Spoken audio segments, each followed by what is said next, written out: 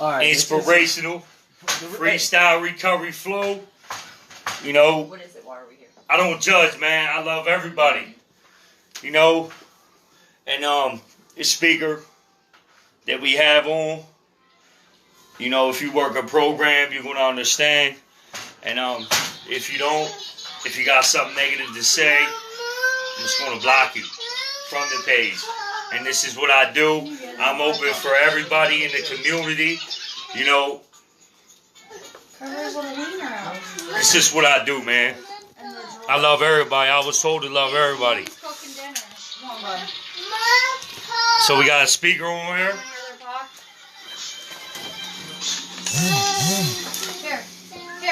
And how's everybody doing?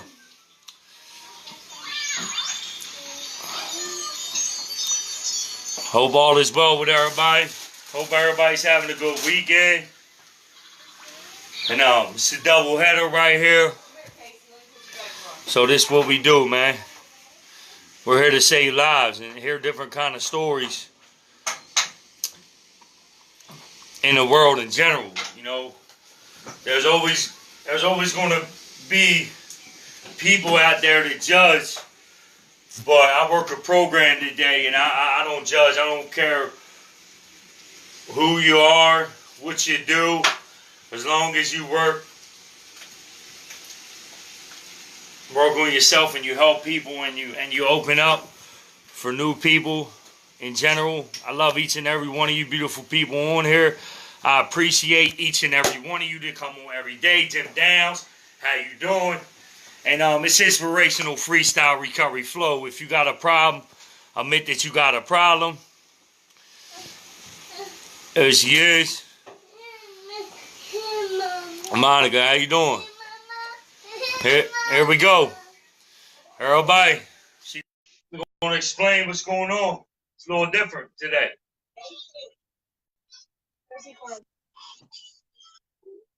Hey, how you doing? I'm good. How are you doing? Explain to everybody, you know, your story. Okay. Well, my name is Monica. I was born and raised in Bethlehem, Pennsylvania. I am an addict.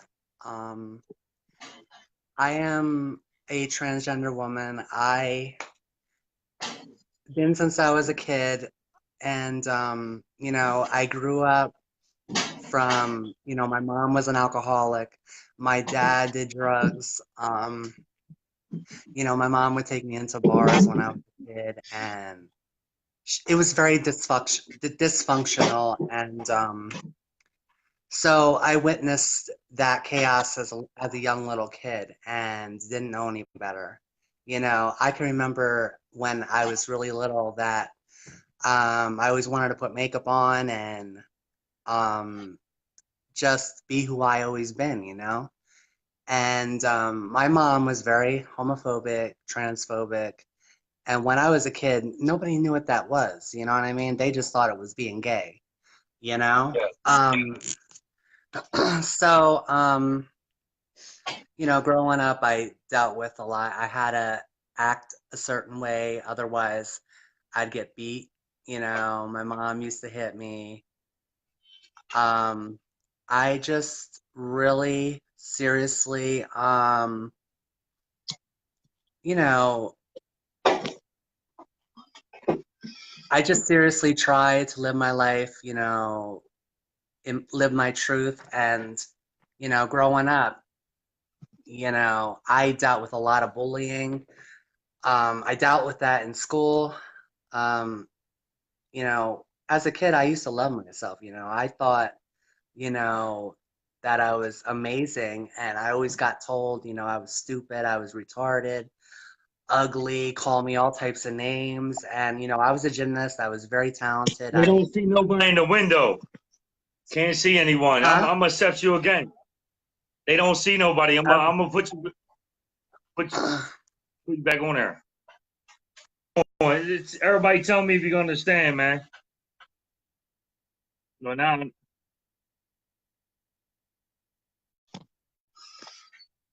Can everybody see? Okay. All right, can everybody see? Can Can everybody y'all see? see?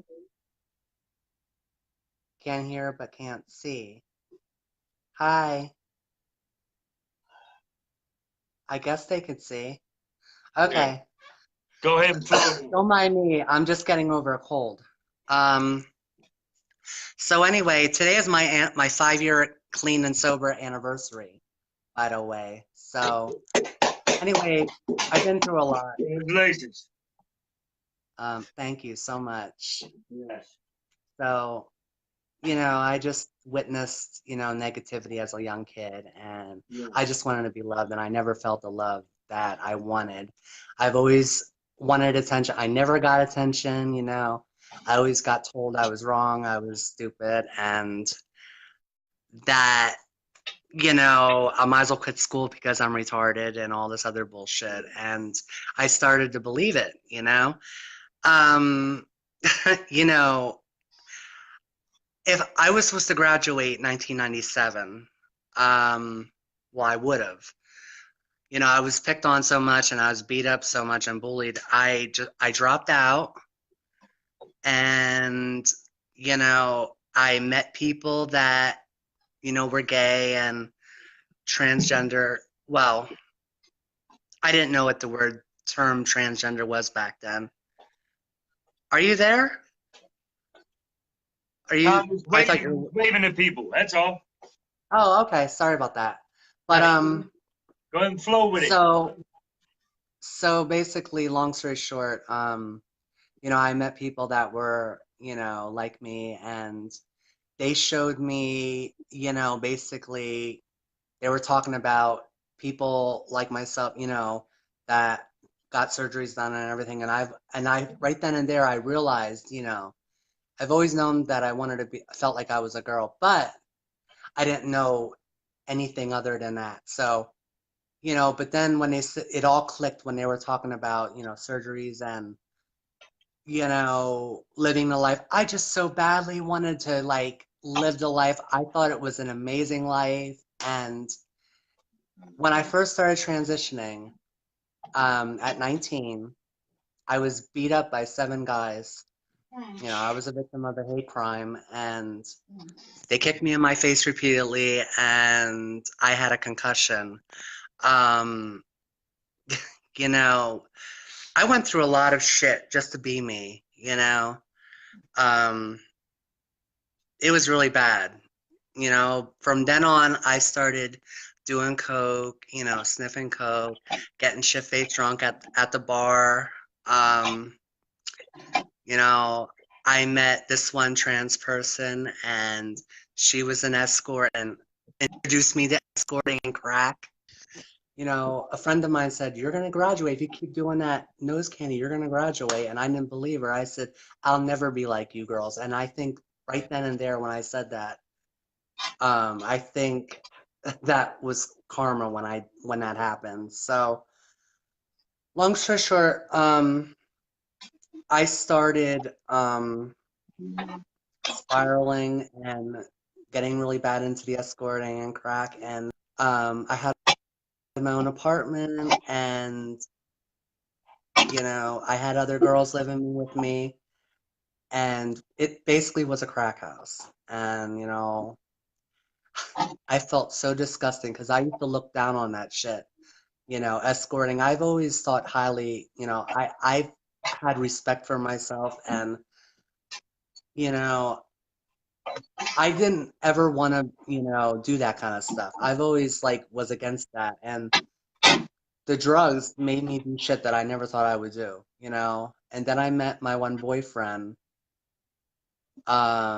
He would verbally abuse me and call me all types of names, call me fat and ugly and all types of shit. And you know, he would like just basically verbally abuse me. And so one day I got tired of it and I beat him. I beat his ass because he kept calling me names.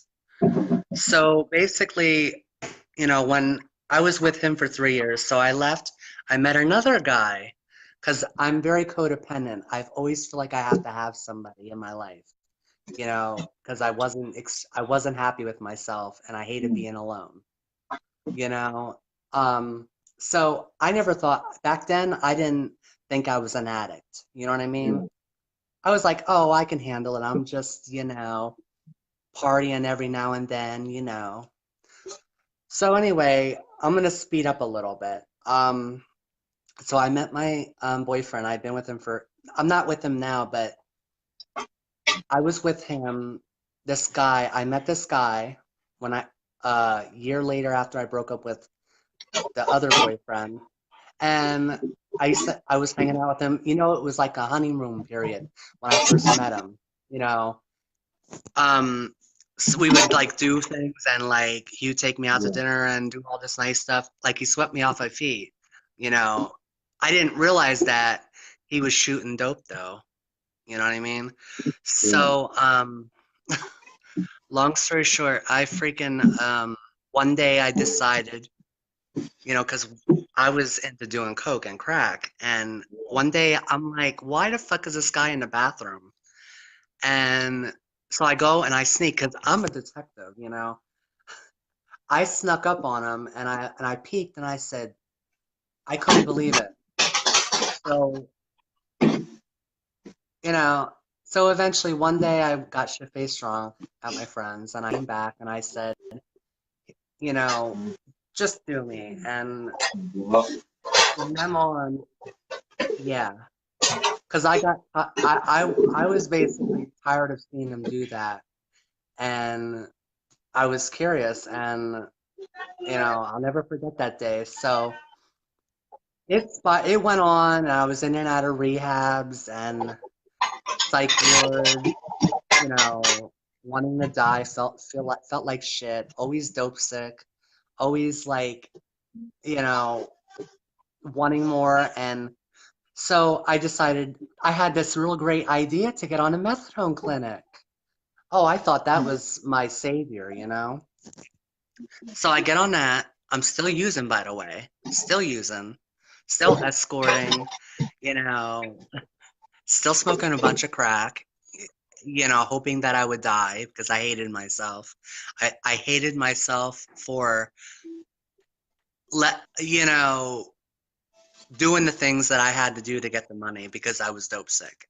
You know, I basically I couldn't be in a relationship without me and this guy getting high. It's like I was escorting, I was supporting my habit and his habit. It was really bad, and he would say, "Well, I mean, you don't have to put an ad on Backpage, but but you'll be sick." So it's like it was that ultimatum shit. I just was so tired of it. I got on a methadone clinic, then I got kicked off, and I was sick as hell for like a month, and then I tried to stop, and I couldn't. A friend of mine passed away. So she always wanted me to get clean because it hurt her when she found out that I was shooting dope. She hated my boyfriend. She thinks that he did that to me. No, I did it to myself. I take full responsibility for myself. You know what I mean? Like, I really, really, I did this all to myself because, he didn't want me to do it. You know what I mean? But, so basically, after that, and then I got on Suboxone, I moved to my grandmother's house, and, you know, I was going, I was married to that. If anybody knows what that's like, Suboxone fucking sucks. It's worse than doing heroin. So, I was on it. I was on it for a year, and I got kicked off again for doing other drugs. And I said, you know what? I'm fucking tired of this bullshit. I don't want to do this crap anymore. I went to rehab. I got out. I was still sick as a dog for, I say, three months.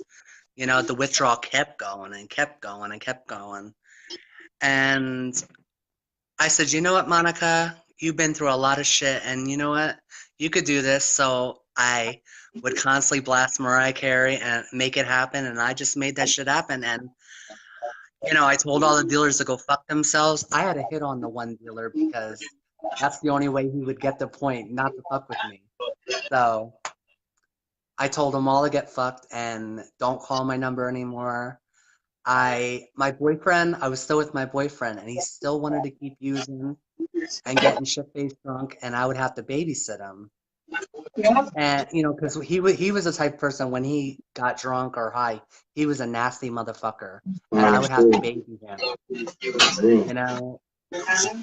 So I decided to get clean, and February 9th, 2014 is my clean date. And I've been clean ever since. I've been going to meetings. I got a sponsor. I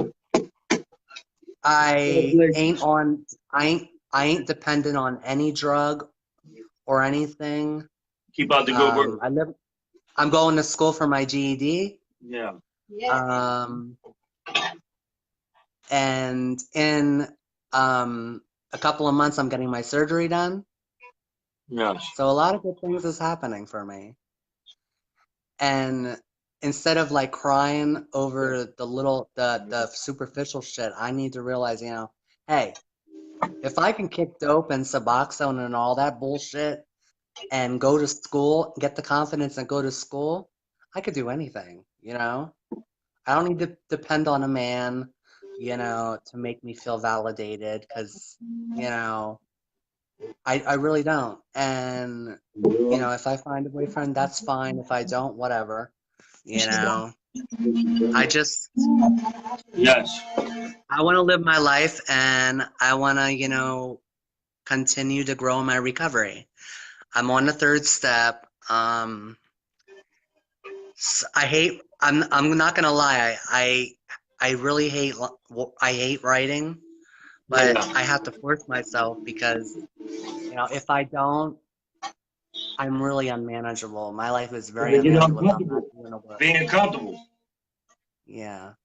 But I want to also bring up on this one topic. So me being trans, and when I first came into the rooms of Narcotics Anonymous, you know how when they would read, we don't discriminate against age, race, sexual identity. Well, get it out there. From my dad telling me, nobody's gonna love you, nobody's gonna like you. Nobody wants to be bothered. You think they want to be seen with you? So I had that in the back of my head going in there. Like, these people don't like me. They don't give a fuck about me. And it took me a while. It took me 3 years in my recovery to realize that these people do love me and they do care about me. There's going to be some assholes that want to talk shit and take your inventory and stuff. But you know what? There's good and bad people in recovery. You know what I mean? They say get with the winners, and I get with the winners. And I'm not going to let anybody take my happiness away. I'm not, I'm going to keep doing me and being the best person I could possibly be. I've done so much this past couple of years that I never thought I would ever do in my whole entire life. Whoever thought Monica would actually go to school? You know what I mean? Like, seriously. A couple of years ago, I never thought I would do that. A couple of years ago, I never would have thought that I would ever live on my own. You know what I'm saying? Like, I'm really doing better than what I think. And, with a lot of shit that's going on, in the world, I need to be happy I have a roof over my head and food in my stomach, because there's a lot of people that are homeless and, that are still sick and suffering. And people in recovery are recovering. Amen. Amen. Yeah. That's real talk. And you can keep going on, but I want to thank you for coming on here, and I respect you for that. And I don't care if people judge me, because I know I'm working a program today, and I know, I got to get different people on here. You got to get uncomfortable, and I respect you for getting on here. Like, I don't judge at all, because if you judge, that can take you out for being, judgmental. I love all people. I learned to accept people for who they are. And the program told me that. And if people want to judge, that's none of my business. If you're judging me for having somebody, transgender, long hair, I love all people, age, sex, Yeah. Hey, this religion. this transgender woman has a lot to Yes. offer in recovery, and I could help the next person, because I have a great story to tell, and I'm not gonna let anybody take my happiness away, because I've been depressed for a long time, not Tell being us, Jim comfortable in my own Dowson, tell skin. us more about your work in step 3 by turning everything over to God. Jim Downs, that's my Well, buddy. yeah. Well, I sometimes I kind of have a hard time, like I'm very stubborn.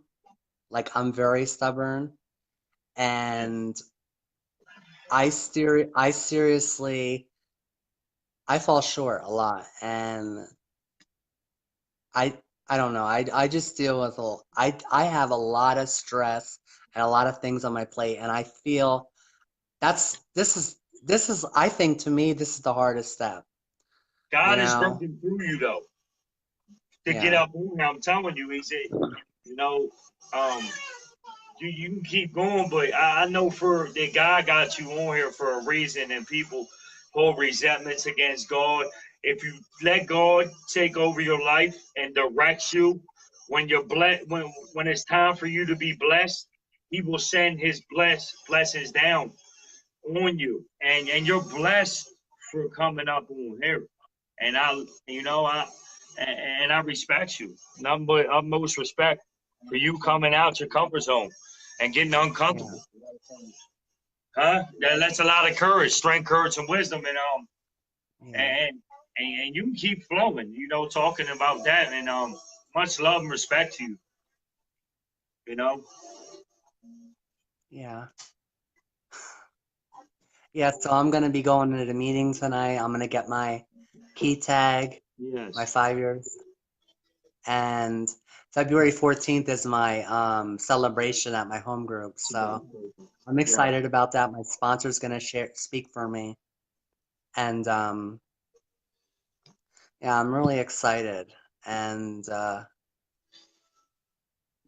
still struggle with self-acceptance because that's a real hard one for me, Yeah. you know? Um, loving myself on a deeper level, I still hold resentments and like things, that happened to me in the past and a lot of anger, but I'm going to trauma therapy, because um I, you know, I have a lot of stuff that happened to me. It's hard to let go. Yeah. Um but this is helping for me, and speaking at meetings and sharing what's going on with me, even when sometimes I want to put a fake smile on, like when people say how are you, and I'm like, oh, I'm fine, I'm good, when I'm really not. So I stopped doing that. I Yes. just started being brutally honest, Yes. and you know I don't know, I ran out of things to say though.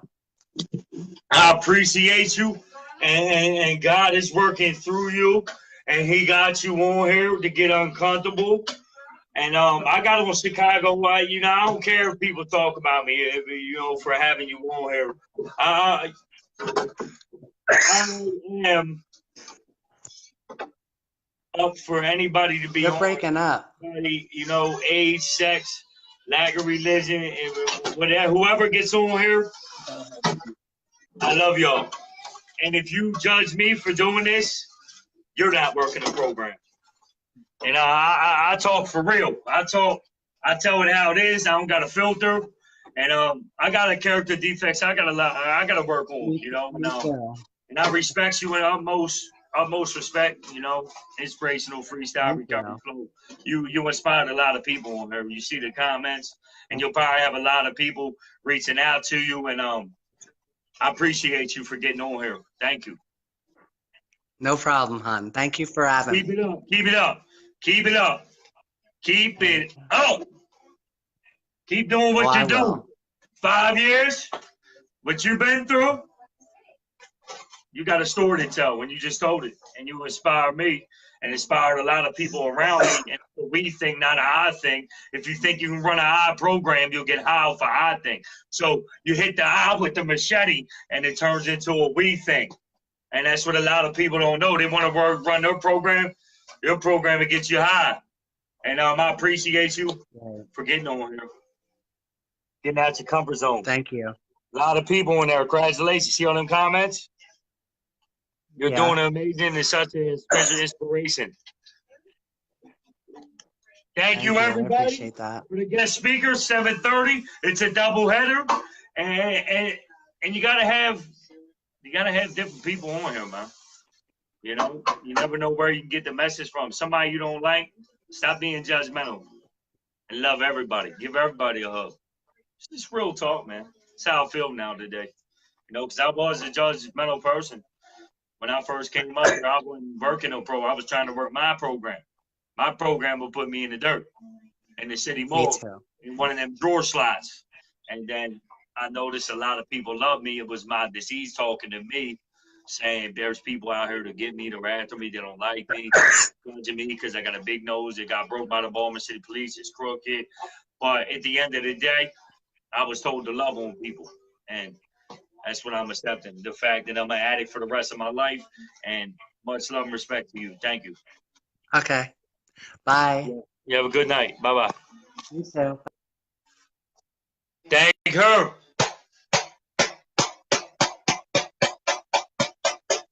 Good. Inspirational. Alone, if you want to check yourself into a treatment center right now, I got the resources. I can get you in there. And stay tuned, man. Stay tuned, everybody. Anybody want to get up on here, spread some hope, just know we can get the ball rolling. If not, I'm going to enjoy my food. And thank each and every one of you people, man, for being on here. Jim Downs, get with me, brother. Chicago Hope Dealers, Earl Van, Hope on deck. Congratulations to your new job there, Rob W. You know, the box came in. I got some more clothes. And I gave a lot of stuff out, man. So that's my way of giving back, man. That's how I feel. Thank you for coming on here. Inspirational Freestyle Recovery Flow. And just know you're not alone. Josh Sears, anybody want to get on here? Before I get up off here. I sent your request. There we go. No answer from live guest, brother. Go back out. Come back in. Like a Motel 6. We'll leave the light on for you. You know, and I'm going to try to approve you, brother. Go, Josh. Get on here, man. Spread the hope. My guy was good, bro. Huh? What's up, brother? How you doing, man? Just had a different speaker on here, good. man. How you doing? I'm just maintaining, I seen that.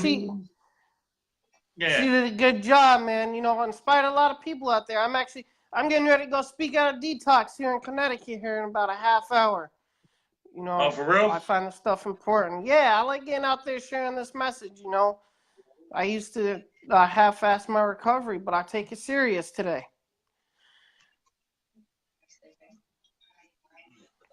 You know, I have a lot of respect for what you're doing, you know. You definitely, you're all about this recovery, you know, and you don't judge anybody, and I like how you're always getting different people on here, you know. Everybody's story, they touch somebody in one way or another. Yeah. You know, like, you got to, and you know, I don't, you know, I go by straight up. I don't really talk about the book on here. I read it, but I was told to put everybody on here, man. Everybody got a sword. Not be a judgmental person, because being judgmental, that's not working a program. You feel what I'm saying? And it's true. And yeah. And you know, and everybody's got a different experience in recovery too. You know, like my first go around, I held a grudge against everybody. I wasn't being honest with myself, and as a result of that, I ended up going back out. And then when I went back to treatment, you know, I finally got honest with myself. I started talking about the trauma I've been through, you know, sexual abuse, mental abuse. You know, it's important to talk about that stuff, because when we hold that stuff in, it's just gonna eat us alive, and eventually, you know, we're gonna go back out because we're not actually really being honest with ourselves at the end of the day, and that's what it's all about, you know. And I've learned that it's okay to show emotions today, you know, that not every male is out to get me, you know, because I've had a hard time trusting men because of what I've been through, you know. And I just try to remember that there's people all over the place. You know, I talk to people all over. I've had a lot of fun in recovery. I've also had some down times, and that's gonna happen. You know, it's not gonna be easy. Anyone that says it's easy, man, I'd like to know how it's easy. Yeah. If people listen to the readings, you know, we don't discriminate. You feel what I'm saying? Yeah, you know, we can't. If you're discriminating, you're just taking everybody else's inventory. You ain't working an honest program. It's something that's wrong with you on the inside. If you discriminate against somebody, you need to address. Yeah. There's something wrong with you on the inside that you need to remove from your character defect. You need to remove from inside you, and if you don't do that, how you work in the program?